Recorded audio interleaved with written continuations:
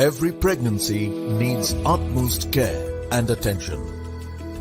But certain pregnancies need a little extra attention. An Rh negative mother carrying an Rh positive baby is at increased risk of complications. BSV is at the forefront to ensure safe delivery in every Rh negative pregnancy.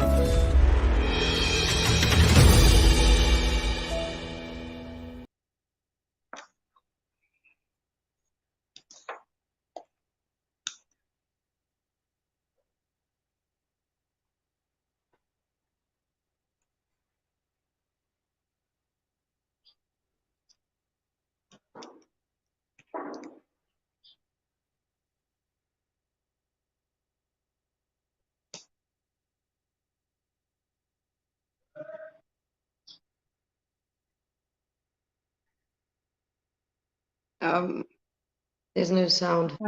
Yeah, can't hear you. Sorry. There was some issue with the sound. I'll just start it once again. So the update here is that Pakistan have restricted South Africa to a total of 223. Good bowling display from them restricted the flow of runs. A splendid innings from Laura Wolvaardt, patient 50 from skipper Sune, and then a good cameos from Tryon and Trisha Chetty.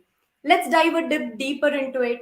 I have alongside me Marina and Dane. Welcome, guys. The first thing I'd come to Dani, we just have to talk about the innings of Laura Bulfard, the way she carried herself on the field. Started slow initially, but knew when to take those chances and stayed firm on the pitch. Your thoughts on her innings first? Yeah, look, she's an incredible talent. I always say that she's just looking at her strike rate, her strike rate speaks for itself. When things were going tough, she was still striking it at 82 at the end there. So a very mature, a well thought out innings, and you can see that's the way she goes about her job as well as she's very clinical of what she needs to do. She works very hard at playing spin as well, and it's paying off. And at the moment she's carrying the top order there, and which is not too fair to her. She needs to be allowed to do her, whatever she wants to do, as long as possible. But it's almost like she's carrying the top order at the moment. Not taking away from Sune's innings as well, but no, again, very mature innings from Laura, and I mean, all of us know what quality she is, and again, just the strike rate impressed me the most. It's just as you mentioned. Started off a bit slow, but she never looked troubled as probably some of the other batters did. Yes, your thoughts as well, Marina, on Laura Wolfard's innings. Well, we all know that she's a class act, and now she's maturing. But yes, if you drop her initially on 5, then she's that sort of a player that will make you count.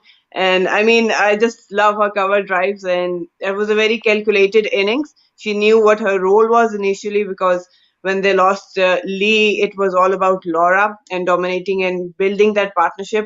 And again, like Dennis said, that maintaining a good strike rate in that sort of scenario was hard. But we all know that she likes to dominate whenever she's in the middle, and that's exactly what she's done. She fought through the bowling lineup of Pakistani bowlers and made sure that her innings actually helped South Africa to post a decent total. Fatima Sana, of course, got Lizel Lee. Second time in her career she did so. After the wicket of Lizel Lee, we again saw the same story a bit that followed against Bangladesh as well. The batters initially, they took their time. As you rightly mentioned, Danny, the strike rate was a concern. That told you that how important good starts are for the team, especially from a player like Lizel Lee. But we can't actually blame it at her for this moment, because she was playing her first game. Your thoughts on that entire scene of how things change after Lizel Lee's wicket? Yeah, I think that the reliance on Lizel is massive, and again, it's not fair towards her, because it's almost like there's a negative mindset when she goes out, because I mean Lizel strikes incredibly well, and as you mentioned, she came back. It's her first game. I was actually speaking to her wife Tanya, when she went out, and she was obviously very disappointed. And I said to her, it's first game. The quality that Lizel is, she's going to feature in this World Cup, and that's why she's there, and that's why she came a bit later. So I don't think for Lizel it should be panic stations, but I think just for South Africa's part, we mentioned about that number 3 spot, and I just think that they're really trying to find a way to cover that number 3 spot, which I don't think is necessary because at the moment, Sune, she played a good hand, obviously a bit slow, but what can you expect? She tried to keep the innings together, but I just think Tasman scoring 2 of 18 again, it's just not good enough in my opinion. And I've always prided myself as a captain, to be honest, and I am honest. This morning, I wanted to say tonight, but this morning it's just not good enough. The strike rates aren't good enough. Soft dismissals, many soft dismissals, and in a World Cup you cannot afford that. You can't rely on your bowlers all the time. It is they might have a bad day, but you can't rely on the best bowling attack in the world all the time. The batter's going to have to step up, and as a batting unit and as seniors as well within that side, they're going to have to step up. True. That was a little bit of concern for South Africa, but then for Pakistan, Fatima Sana with the new ball. Good to see her opening the bowling, Marina. Definitely, that's her natural spot. I mean, she's a genuine in-swing bowler, and we've seen her excel with the new ball. She became the ICC Emerging Player of the Year as well. Yes, roles were different when Anam Amin was playing, but I mean, I've seen her excel and cherish the new ball, and again, she hit the right lens. There was some support initially, but again, her bowling was spot on. Brilliant takes by Sidra Nawaz behind the stumps that really made the difference. But up front, she was getting the shape, she was hitting the right length with some decent pace, and that actually set the momentum for Pakistan team. Of course, if you viewers have any questions, you can just ping them to us. We have our experts to answer that. We actually have one question coming in from our user. We'll direct that to you, Dane. Are South Africa batting too dependent on Laura Wolvaardt, an issue when they face tough teams? We saw that against India. We saw these issues even with India. Yeah, we saw that in the last match. Your thoughts on that, Dane? Yeah, I think you'd say so at the moment. As I said, Lizelle only came back. It's her first game, so I don't think should be too frantic about Lizelle not scoring in her first game back. I mean, she played in the last series was in West Indies, so it's many months ago, and she's just going to have to find her feet. But you would think that yes, they are pretty much reliant on Laura at that top 4, and again, it's not fair on her. She needs to be allowed to bat the whole game. But at the moment, she's trying to save the start and bat the whole game. And I just mentioned it's just not fair to her. Again, the strike rates needs to step up. When you look at when Chloe Tryon came in and Trisha was striking it at more than 100%. So is the wicket that difficult then? Or, I'm asking this question every single game. But I just think it's not fair on Laura at the moment. She needs to be allowed to bat the whole game, and players need to give her the opportunity to score big hundreds. But I think the pressure, after a while just gets a little bit too much. Let's just have a quick look at the scorecard so as to how the things have panned out for both the teams, Pakistan's bowling and South Africa's batting as well. So Lizelle Lee, of course, departed early on, and then we got to see a good knock there from Laura Wolvaardt. Sune Lee's with her patient 62, and then a Chloe Tryon and Trisha Shetty cameo. But then coming to Pakistan's bowling, and I'm directing this question towards you, Marina. Of course, Diana Baig, she got the wicket of Brits. For Brits, it was similar story as Danny rightly mentioned from the last game. Took a lot of time on the pitch. Dot balls created pressure. But what a catch that was from Sidra Amin. Or it was like the catch that Sidra Nawaz, my mistake, Sidra Nawaz. What a catch that was from Sidra Nawaz. Your thoughts on that, Marina? Well, that was a brilliant catch. I mean, there has been a lot of talk going about her as a batter and what she's been bringing to the table. But I always feel for a longer format, you need to have a specialist keeper. We've seen Muniba Ali taking the gloves in T20, but I was very skeptical for her coming into ODI team and keeping the wickets, because against good teams, you hardly get chances. And when you do, you want to make them count, and especially in a tournament like World Cup. So that's the difference what Sidra Nawaz brings to the table. I mean, she is a specialist keeper, and so far in Pakistan, she's the best by margin. And I mean, if Nasser Hussain is talking about you, you must have done something special. But yes, she's chirpy. She's always involved in the game. She's always like sorting out the field placement, helping her captain out. So that's the sort of package you want as a keeper in your side. And those two brilliant takes actually gave a good vibe to Pakistan as a side on field. And then as a bowling unit, the bowlers know that you've got a decent keeper behind stumps, so you can hit the right areas and don't worry about them going into the gloves. Of course, a word on Ghulam Fatima was clinical with the ball today, Marina. First World Cup wicket, and that was a big wicket of Laura Wolvaardt. How do you sum up her bowling today? Well, she bowled brilliantly, but again, I would give credit to other spinners as well. It was sort of a build up. You can see that till I think 35th or 37th over, the run rate was like 3.5, 3.7. So that actually helped Ghulam Fatma when she came on to bowl. The batters wanted to attack her, and it's never easy to attack her because she hardly allows any pace, and then with that she gets a decent amount of turn and somewhat bounce as well. So again, yes, he was a bit expensive, but that's what you can expect from a leg spinner. But main thing is that she got crucial wickets at the right time, and that actually helped Pakistan, because whenever South Africa was getting sort of a good partnerships building up, they managed to pull it back. The wicket of Laura Wolvaardt and then again the wicket of Mignon Dupree. Suddenly Pakistan get all the momentum, followed by the wicket of Marizan Kaap. Fatima it was yet again. Sidra Amin almost dropped it, but yeah, managed to get it at the end. The middle order of South Africa was vulnerable to spin, and Pakistan spinners kept that in mind, Dani. Yeah, look, they bowled really well. I was particularly impressed by Ghulam, the amount of spin she got. We spoke about these wickets actually taking a little bit more spin than I expected, especially the last time we were out there. It's taking a lot more spin. I don't know if it's all the games that's being played, and it's not like there's many games. It's the 9th game, but it's just I was particularly impressed with her. But as Marina said, it's just a build up of very good bowling from, I guess, the whole unit. Put a lot of pressure on South Africa. And I mentioned as well, I think there was just a lot of soft dismissals as well, playing early, not waiting for the ball to come on, not playing, with the turn, playing against the turn.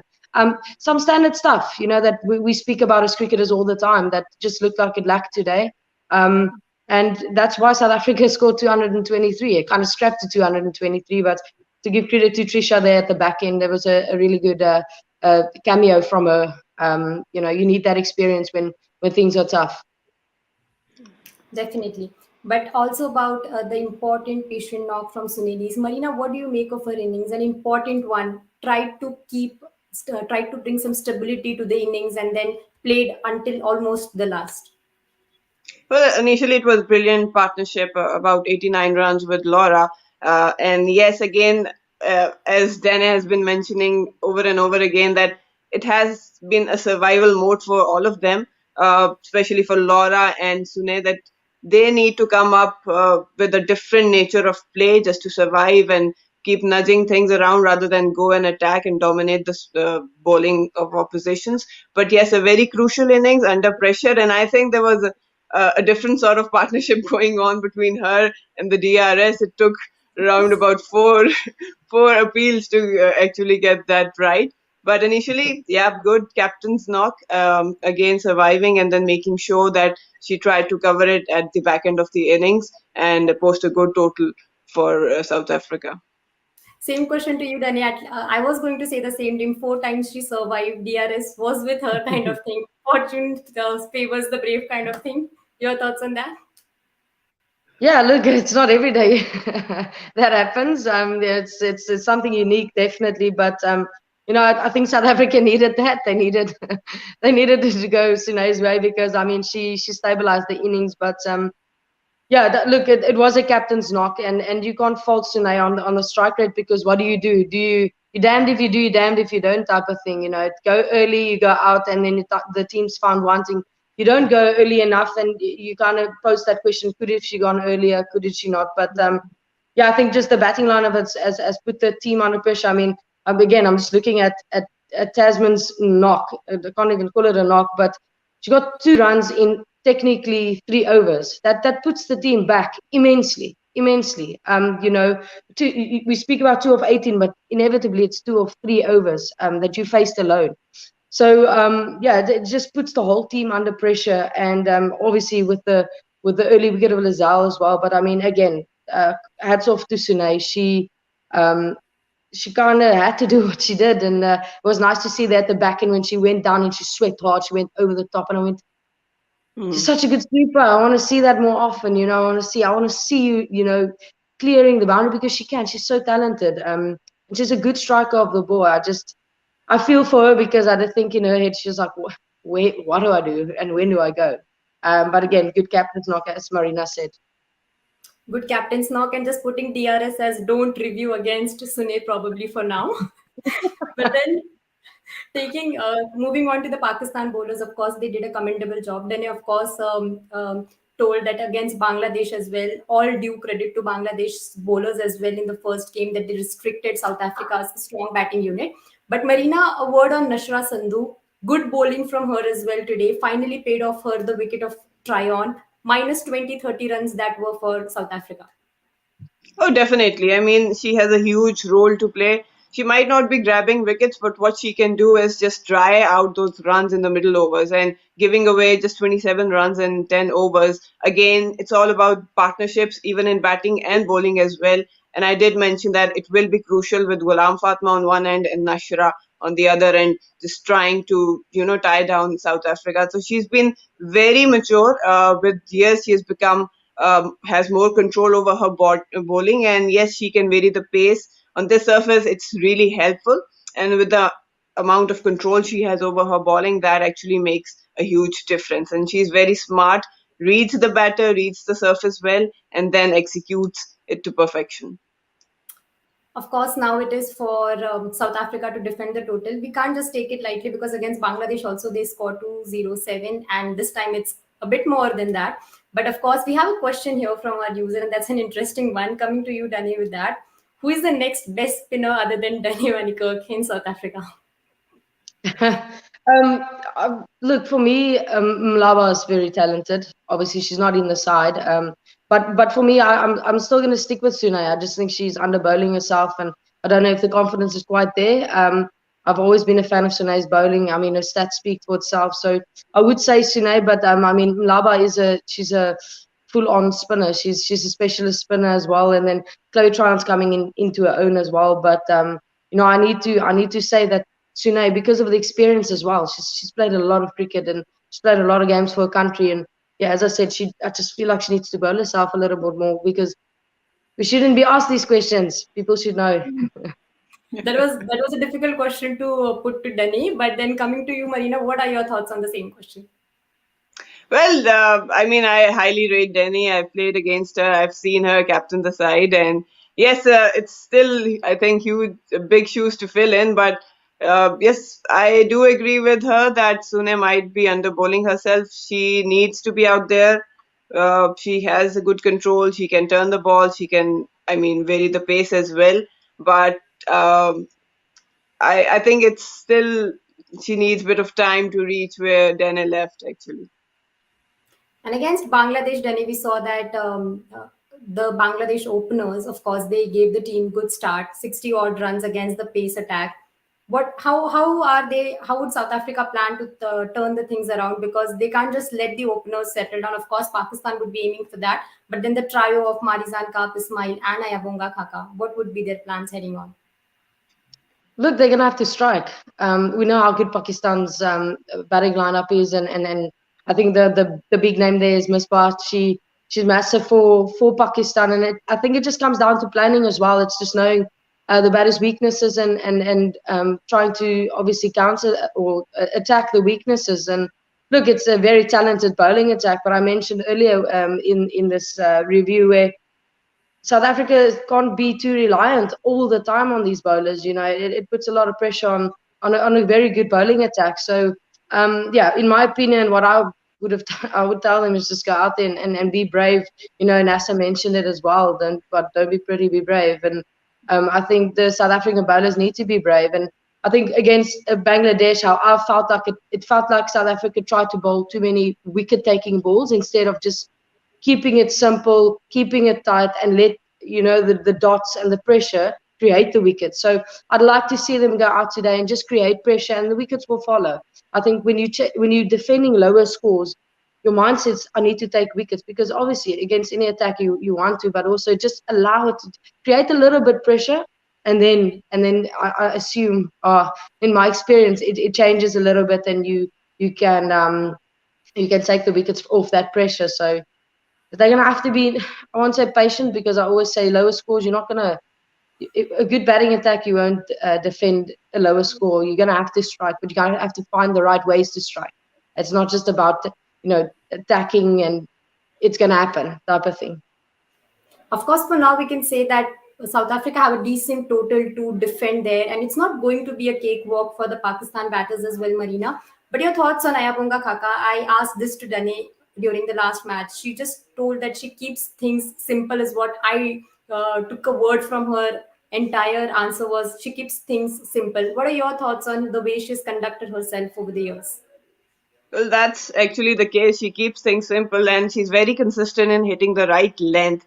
And again, with that sort of pace, it's never easy for the batters to maneuver, backing with the kind of fielding South Africans do. I mean, it's really hard for the batters. They have to come up with some counter attack to get out of her trap, and that's exactly where she gets her opportunities to get those wickets. So they've got 4 different paces, and with Ismail up with some serious pace and good lengths, and she does her homework. She knows where her attacking lines will be. Then you can talk about Cap. She hits the hard length, and then comes Kaka. She doesn't allow that much pace, but she gets a decent shape in and actually keeps on attacking those stumps, which actually makes things difficult for the batter. So they have to be spot on and have a good plan against her to score runs.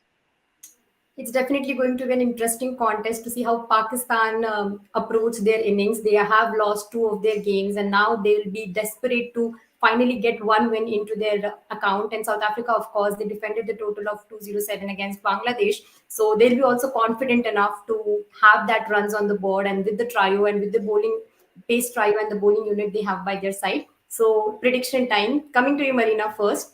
I'll not ask about who's winning, but who will be the batter who will shine for Pakistan and the pick of the bowler for South Africa? Just 2 names. Well, definitely it has to be Bisma Maroof. The kind of mindset and form she's carried from the last 2 innings, probably I'll say. She couldn't really capitalize on the start in the first game, but the last innings would have given her so much confidence, and she likes to take up the challenge. She's very calculated while chasing. So my pick would definitely will be Bisma. And coming back to South African side, there are a lot of names actually. But up front, I think that Ismail, if she manages to actually live up to her reputation, she will be itching to. I think that her role on this kind of surface will be very crucial. True. And Ismail has impressive figures against Pakistan as well. And Marina has been spot on with her prediction of the 220 that she said during the pre-show. So let's see what happens this time around. Danny, coming to you. Yeah, again, I don't I don't like this because I love my bowling attack, and so it's difficult for me to pick a bowler, because when they're on there, they're really on. So I agree with Marina. If Shibnam's on, she's got, out of experience, I've captained against Pakistan a couple of times, and when Shibnam's on against Pakistan, she bowls really well, and hopefully she is today. I don't take away from Marizan. She's in good form as well with the ball, and then I can actually all my pace bowlers. But I think going back to the batters, I think I agree with Marina. It has to be Misbah.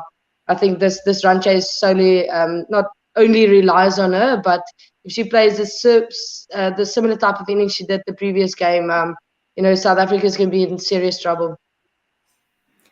Bisma Maroof, both our experts are backing her to produce an splendid innings today, and probably, hopefully, that she would want to take Pakistan towards the finish line. It's going to be an interesting chase. You have a pace bowling trio of Marizan Cap, Shabnim Ismail and Ayapunga Khaka with those quality spinners on the side, and some behemoths of batting in Pakistan's batting unit as well, and they'll want and all will be all determined to show their character this time around and get that much awaited win. You stay tuned to Women's Cricket Zone for all the updates on women's cricket. We will catch up this conversation in the post-match show.